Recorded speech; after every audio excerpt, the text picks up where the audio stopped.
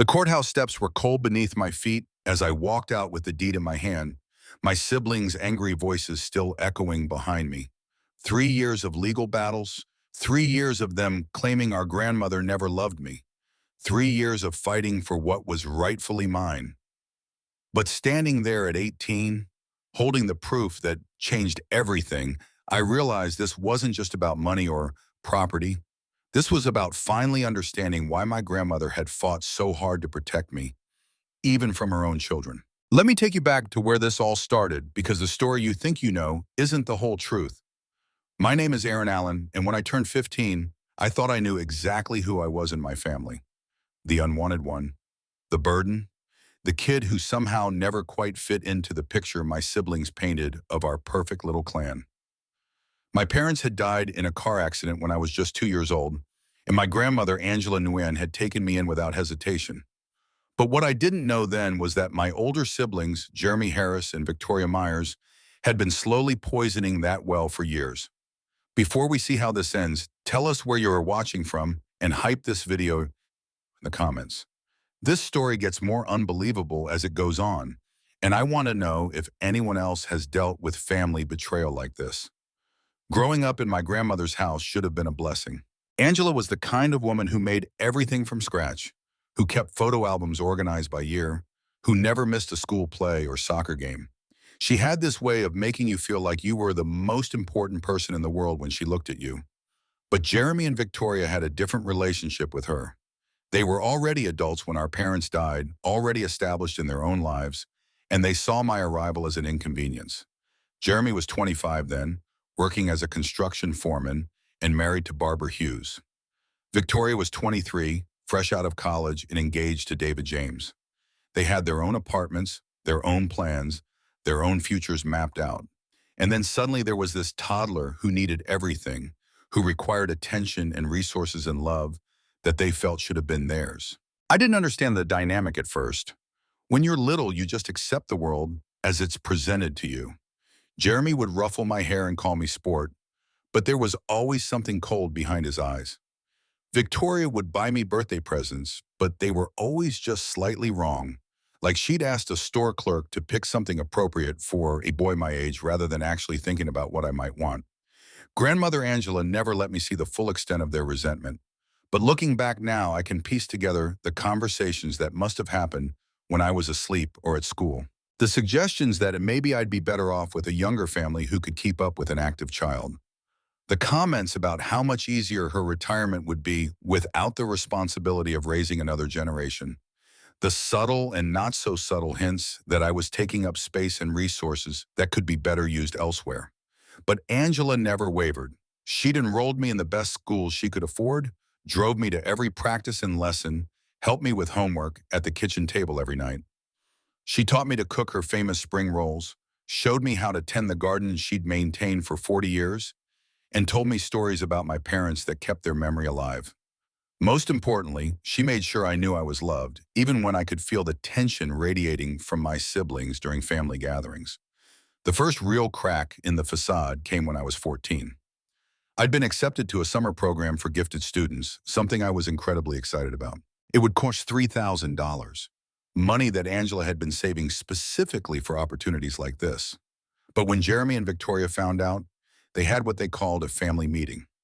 I wasn't invited to participate, but I could hear their voices through the thin walls of the old house. Jeremy's voice was the loudest. He kept talking about fiscal responsibility and how Angela needed to think about her own future. Victoria was more subtle, but somehow more cutting. She talked about not wanting to see me disappointed if I couldn't keep up with kids from more privileged backgrounds, about how maybe it would be better for me to focus on more practical skills. I remember pressing my ear against the door, my heart sinking as I realized they weren't just talking about the summer program. They were talking about me like I was a problem to be solved, a burden to be managed. And the worst part was hearing Angela's voice get smaller and smaller as they wore her down with their arguments. The next morning, Angela told me we needed to talk about the program. She sat me down at the kitchen table where we'd shared so many meals and conversations, and I could see the conflict written across her face. She explained that money was tighter than she thought, that maybe it would be better to save for college instead. but she couldn't quite meet my eyes when she said it, and I knew my siblings had gotten to her. That was the moment I started to understand that my place in this family was more precarious than I'd ever imagined. It wasn't just that Jeremy and Victoria didn't particularly like me. They actively resented my existence and were working to undermine my relationship with the one person who'd ever truly chosen me. The next few years were a careful dance of trying to be the perfect grandson while watching my siblings chip away at Angela's resolve. They never said anything directly cruel in front of her, but they had 1,000 small ways of making their point. Jeremy would make jokes about how expensive teenagers were, always with a laugh that didn't reach his eyes. Victoria would bring up articles she'd read about kids who'd thrived after being placed with younger families who could provide better opportunities. They were strategic about it. I'll give them that. They never pushed too hard at once, never gave Angela a reason to get angry and shut them down completely. Instead, they applied steady, constant pressure, like water wearing away stone. And slowly I could see it working. Angela started second-guessing decisions she'd never questioned before. She'd asked me 3 times if I really needed new shoes, or if I was sure I wanted to try out for the baseball team. But there were moments when the old Angela would shine through, moments when she'd catch herself falling into their trap and push back. She'd take me out for ice cream and tell me about her own childhood, about how her parents had sacrificed everything to give her opportunities in America. She'd talk about how proud she was of my grades, my character, the young man I was becoming. Those conversations felt like lifelines, reminders that I wasn't imagining the love between us. It was during one of those conversations, just after my 16th birthday, that she told me something that would become incredibly important later. We were sitting in her favorite diner, sharing a piece of apple pie, when she suddenly reached across the table and took my hand. "Aaron," she said, her voice more serious than I'd heard it in months, "I want you to know that no matter what happens, no matter what anyone tells you, you are my family. You are my choice, and I've made sure that you'll always have a place in this world, even when I'm not here to fight for you anymore." I didn't understand what she meant then. At 16, you don't really think about your grandparents dying, especially not one who seemed as vital and determined as Angela. I thought she was just being dramatic, maybe feeling emotional because I was getting older and more independent. But she kept talking, her grip on my hand getting tighter. "I've been working with a lawyer," she continued, "a good man named Ethan Morales. If anything ever happens to me, I want you to call him directly. Don't wait for Jeremy or Victoria to handle things. Don't assume they'll do right by you. Promise me you'll call him yourself." I promised, mostly to make her feel better, and wrote down the lawyer's number in my phone. At the time, it seemed like an unnecessary precaution. Whatever issues my siblings had with me, surely they wouldn't actually try to hurt me if something happened to Angela. We were still family, after all. Angela died on a Tuesday morning in March, 3 weeks before my 18th birthday. I found her in her garden, kneeling among the tomato plants she'd been preparing for spring planting. The doctors said it was a massive heart attack, that she wouldn't have suffered. But all I could think about was how she looked peaceful there among the plants she'd loved, like she'd chosen the perfect place to say goodbye. The next few days were a blur of funeral arrangements and casseroles from neighbors and relatives I'd never met offering their condolences. Jeremy and Victoria stepped into their roles as the responsible adults, handling everything with an efficiency that should have been comforting, but somehow felt cold. They made decisions about flowers and music and burial plots without consulting me, treating me like a child who couldn't be trusted with important matters. The funeral was beautiful, exactly what Angela would have wanted. The church was packed with people whose lives she'd touched, and speaker after speaker talked about her kindness, her strength, her unwavering love for family. But sitting in the front pew between Jeremy and Victoria, I felt more alone than I ever had. They'd positioned themselves as the grieving family, accepting condolences and making plans, while I sat there like an afterthought. After the service, people kept coming up to me with the same sad smile and the same question. "What are you going to do now, honey? Where are you going to live?" And every time someone asked, I'd look to Jeremy or Victoria for an answer, but they'd just give me a reassuring pat on the shoulder and change the subject. It wasn't until we got back to Angela's house that evening that they finally addressed the elephant in the room. We were sitting in the living room, surrounded by sympathy flowers and leftover food, when Victoria cleared her throat and announced that we needed to talk about my future. She'd clearly prepared this speech because it came out smooth and reasonable, like she'd practiced it in front of a mirror. She talked about how much they both loved me, how they wanted what was best for me, how they'd been thinking about this for a long time, and then she dropped the bomb. They'd found a lovely family in Oregon, friends of friends who'd been looking to adopt an older teenager. The Carters were wonderful people, she assured me, younger than Angela had been, better equipped to help me transition into adulthood. Jacob Carter was a teacher, and his wife Olivia Stewart was a nurse. They had resources and energy and a real desire to give me the kind of opportunities that Angela, bless her heart, just couldn't provide anymore. I stared at them, waiting for the punchline, waiting for someone to admit this was a cruel joke. But they just kept talking, tag-teaming their way through a presentation about how this was really the best thing for everyone. Jeremy talked about how hard it would be for them to take on the responsibility of raising a teenager when they had their own families to think about. Victoria mentioned how expensive college was going to be, how the Carters had already expressed interest in helping with educational costs. That's when I remembered Angela's words about calling the lawyer. I excused myself to the bathroom and dialed Ethan Morales' number with shaking hands. When he answered, I could barely get the words out through my tears. I told him Angela had died, told him what my siblings were planning, told him I didn't know what to do. There was a long pause on the other end of the line, and then Ethan's voice came back firm and clear. Aaron, he said, I need you to listen to me very carefully. Do not sign anything your siblings give you. Do not agree to anything they're proposing. And whatever you do, do not leave that house until I get there. He arrived an hour later with a briefcase and a grim expression that made Jeremy and Victoria suddenly very nervous. They tried to play it off like they were just looking out for my best interests. But Ethan cut through their explanations with surgical precision. Mrs. Nguyen came to see me 6 months ago, he announced, pulling a thick folder from his briefcase. She was very concerned about Aaron's future and wanted to make sure her wishes were clearly documented. She updated her will to reflect her intentions regarding his care and inheritance. The room went dead silent. Victoria's face had gone pale, and Jeremy was staring at the folder like it might bite him. They clearly had no idea that Angela had been working with a lawyer, no idea that their careful plans might be about to unravel. Ethan opened the folder and began reading from the will. The language was formal and legal, but the meaning was crystal clear. Angela had left everything to me. The house, her savings, her car, even her jewelry. Everything. She'd also established a trust fund for my education and appointed Ethan as my legal guardian until I turned 18, which was still 2 weeks away. But here's where the story gets really ugly. As Ethan continued reading, it became clear that Angela hadn't just been protecting me from potential future problems. She'd been protecting me from problems that already existed. The will explicitly stated that Jeremy and Victoria were to have no role in my care or access to any part of the inheritance.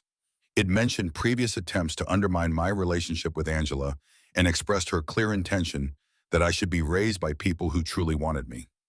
Jeremy exploded first. He started shouting about how this was impossible, how Angela would never cut them out completely, how there must be some mistake. Victoria was more controlled, but I could see the calculation in her eyes as she processed what this meant for their own expectations about inheriting from their grandmother. That's when Ethan dropped the other shoe. He pulled out a second document, this one dated just a week before Angela's death. It was a letter she'd written to me, to be read after her passing. With my permission, Ethan said, he'd like to read it aloud so there could be no confusion about Angela's intentions. The letter was pure Angela, full of love and wisdom and the kind of fierce protectiveness I'd felt from her my whole life. She wrote about how proud she was of the young man I'd become, how she'd watched me handle my siblings' subtle cruelty with grace and dignity. She wrote about her own regrets, about not standing up to Jeremy and Victoria more forcefully, about letting their pressure influence decisions that should have been mine alone. But most importantly, she wrote about her hopes for my future. She wanted me to go to college, to pursue my dreams, to build a life filled with people who valued me for who I was rather than seeing me as a burden. She'd structured the inheritance to make sure I'd have that opportunity, with enough money for education and a house to call home for as long as I wanted it. The letter also contained some uncomfortable truths about my siblings. Angela had been documenting their behavior for years, keeping records of their attempts to manipulate her into sending me away. She'd consulted with child psychologists about the emotional damage their rejection was causing, and she'd made the difficult decision to cut them out of her will entirely. As Ethan finished reading, the room fell into a heavy silence.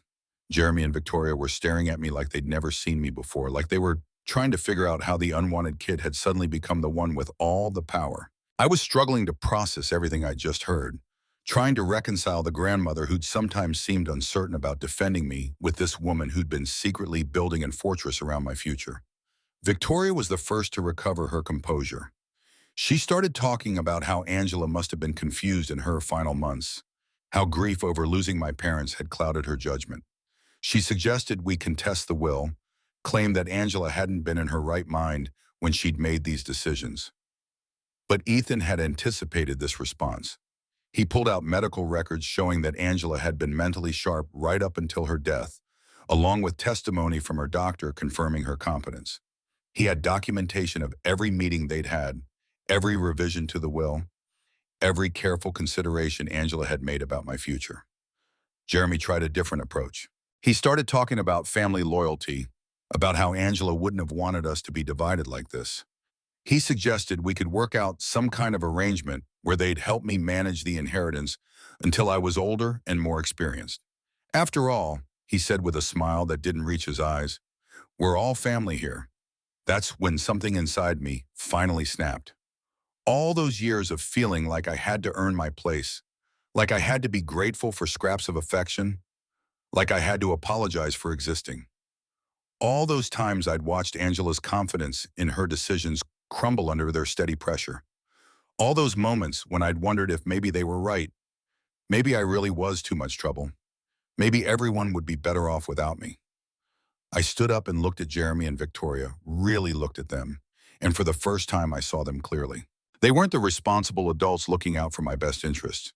They were people who'd spent years trying to erase me from their family, who'd manipulated an elderly woman's love for her grandchildren to try to get rid of the one reminder of their dead brother's life. I told them exactly what I thought of their family loyalty, their concern for my welfare, their sudden interest in helping me manage my inheritance. I told them about every snide comment, every undermining suggestion, every time they'd made me feel like I was taking up space that belonged to someone more deserving. And I told them that Angela had seen through all of it, that she'd loved me enough to protect me even from them. The next 2 weeks until my 18th birthday were tense, to put it mildly. Jeremy and Victoria tried everything they could think of to change my mind or find some loophole in Angela's will. They brought in their own lawyer, who confirmed what Ethan had already told us. They tried to get other family members to pressure me into sharing the inheritance. They even suggested that Angela would have wanted me to take care of my siblings financially, since she'd loved all of us equally. But I'd learned something important from watching Angela all those years. Love isn't about what people say or what they claim to feel.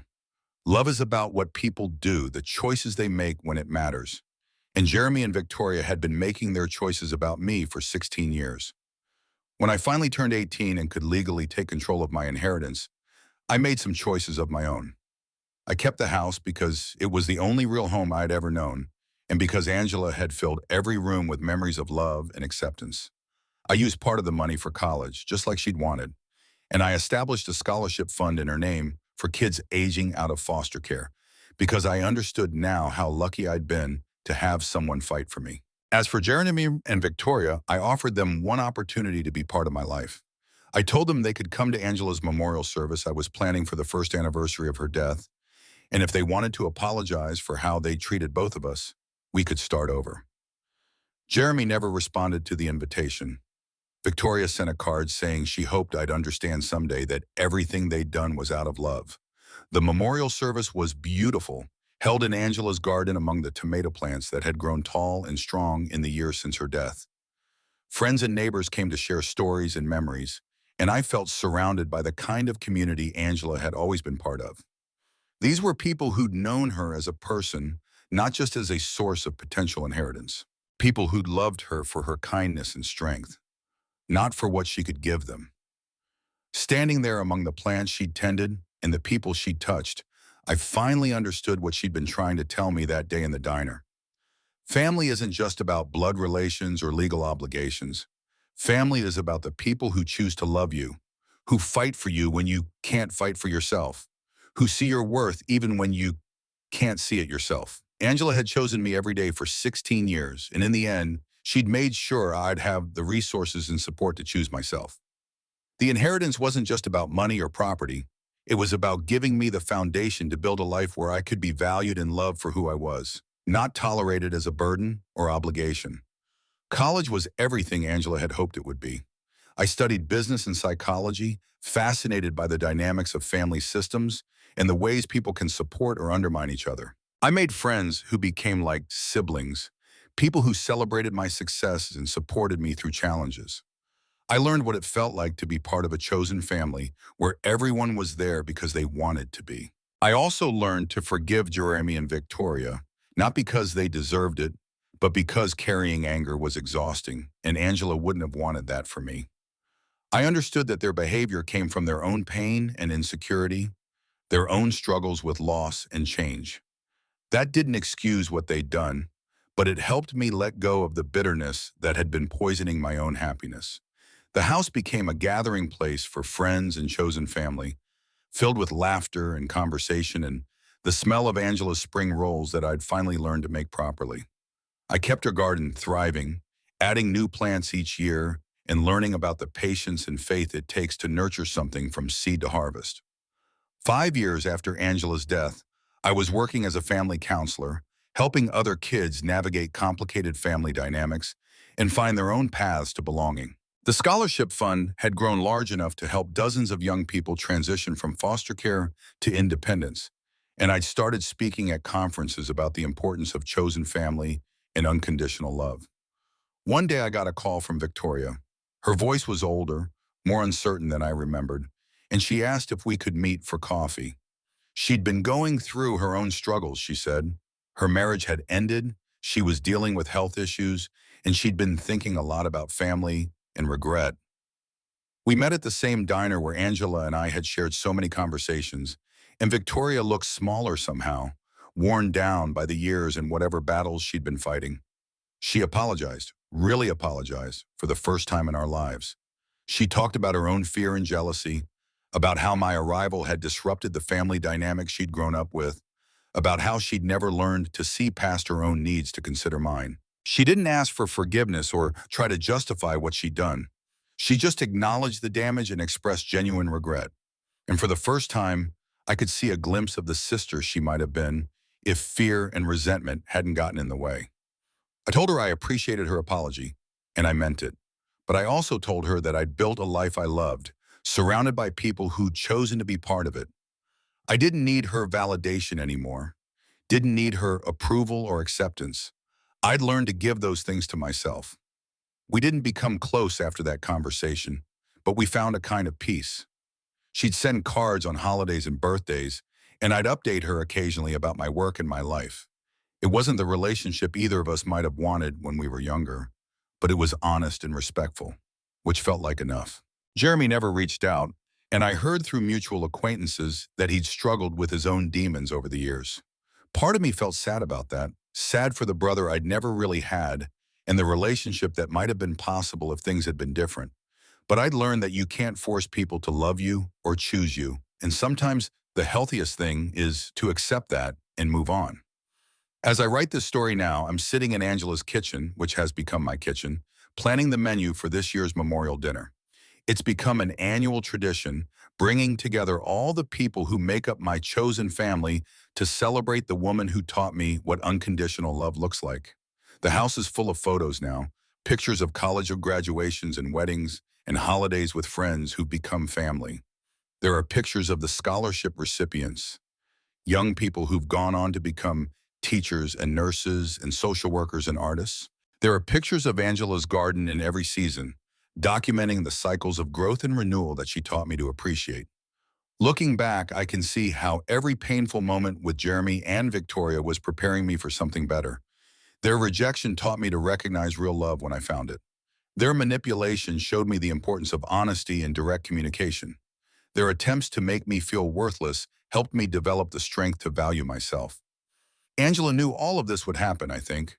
She knew that protecting me from them wasn't just about the inheritance or the house or the money. It was about giving me the space and resources to discover who I could become when I wasn't constantly defending my right to exist.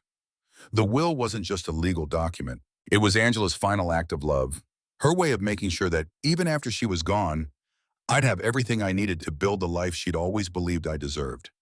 She'd spent years watching me try to earn acceptance from people who'd already decided I wasn't worth their love, and she'd made sure I'd never have to do that again. Sometimes people ask me if I regret how things turned out with my siblings, if I wish we could have found a way to be a real family. The truth is, we were never going to be a real family as long as they saw me as an obligation rather than a choice. Angela understood that, and she loved me enough to free me from trying to force something that was never going to work. The real family I found was worth waiting for. Friends who celebrate my successes without jealousy, who support me through challenges without keeping score, who love me not despite my flaws but including them. A community of people who've also learned that family is something you build, not something you were born into. This past year, I've been working with a young man named David James who's aging out of foster care. He reminds me of myself at that age, uncertain about his place in the world, afraid to hope for too much, convinced that he's asking for too much just by existing. I've been helping him navigate the scholarship application process and teaching him some of Angela's recipes, and watching him discover his own worth has been like watching a flower bloom. Last week, he asked me how I knew I could trust the people in my life now, how I learned to believe that their love was real after everything I'd been through with my siblings. It was a question that took me back to that conversation in the diner with Angela, to her words about making sure I'd always have a place in the world. I told him what I've learned over these past few years. That real love doesn't come with conditions or expiration dates. Real love doesn't make you feel like you have to earn it every day or apologize for needing it. Real love sees you clearly, flaws and all, and chooses you anyway. I told him about Angela's garden, how she taught me that some plants need different soil, different amounts of water, different kinds of care. That doesn't make them less valuable or less deserving of love. It just means you have to find the right environment for them to thrive. Jeremy and Victoria were never going to be the right environment for me to thrive. They were too caught up in their own pain and fear to see me clearly, too invested in their own version of the family story to make room for mine. But that doesn't mean I was unworthy of love. It just means I had to find my people somewhere else. As I finish writing this story, I want to talk directly to anyone who's listening who might be struggling with their own family dynamics. Maybe you're the kid who never quite fits, the one who feels like they're always asking for too much just by existing. Maybe you're dealing with relatives who make you feel like a burden, who question your worth, who make you wonder if you'd be better off somewhere else. I want you to know that your worth isn't determined by other people's ability to see it. You deserve love that doesn't come with conditions. You deserve a family that chooses you every day, that celebrates who you are instead of trying to change you into someone else. If you're watching this video, I'd love to hear your own stories about chosen family, about finding your place in the world, about learning to value yourself even when others don't. Leave a comment about where you're watching from and what family means to you. Subscribe if this story resonated with you, and share it with someone who might need to hear that they're worthy of unconditional love. Angela taught me that the most important inheritance isn't money or property. It's the knowledge that you matter, that you're worthy of love, that you have something valuable to contribute to the world. That's the gift I'm trying to pass on through my work, through this story, through every interaction with young people who are still learning to believe in their own worth. The house is quiet now as I finish writing, but it's the kind of quiet that feels full rather than empty, full of memories and possibilities, of love given and received, of a life built on the foundation of someone who saw my worth before I could see it myself. Angela's garden is sleeping under the winter snow, but I know that come spring, it will bloom again. Just like she taught me that people can bloom when they're planted in the right soil. That's the real ending to this story, not the legal victory or the inheritance or even the reconciliation with Victoria. The real ending is learning that you can plant yourself in good soil, that you can choose people who will help you grow, that you can build a life worthy of the love you've always deserved.